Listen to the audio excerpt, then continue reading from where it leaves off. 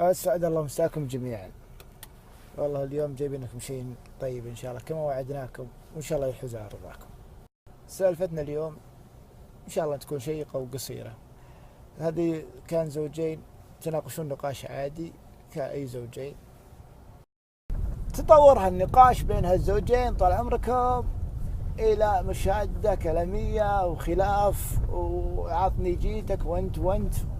وصل هالخلاف إلى أبعد درجة، طفح الكل في الزوجة فقالت طلقني الآن، تطلقني أبد، ما راح أتحرك. قام الزوج غاضب من عندها ودخل وأخذ له قلم وورقة وكتب بورقة أنا فلان ابن فلان، أحب زوجتي وأرغب بها ولا أريد مفارقتها طول الحياة، وغلفها بظرف. بعد ما غلفها بظرف وهو يروح هذا اللي انت طلبتي خذيه، وهو يطلع مع الباب زعلان. الرجال ما رجع للبيت طول النهار، والمرة يوم فك عنها الغضب وهي تندم حالتها حالة أنا وش سويت بحياتي. كانت ندمانة بالمرة وتقول أنا وش سويت بحياتي، أنا قضيت على عمري. فجالسة تفكر كيف ترضي زوجها.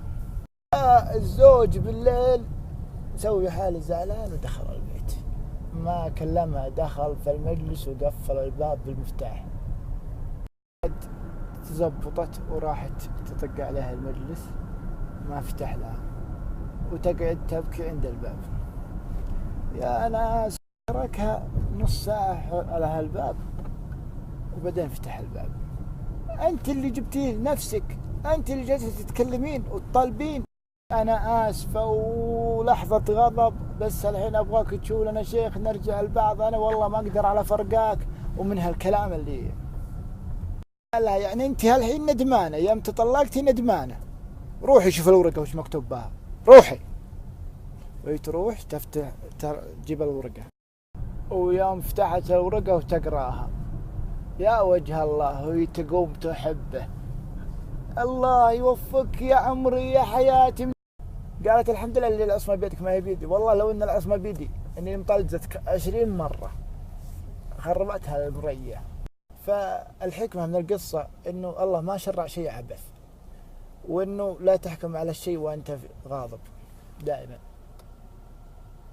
ارجو ان تنال على اعجابكم هالقصة، وراح انزلها على قناة في اليوتيوب فرحان الخمشي، وبرضو راح انزل سنابي هنا.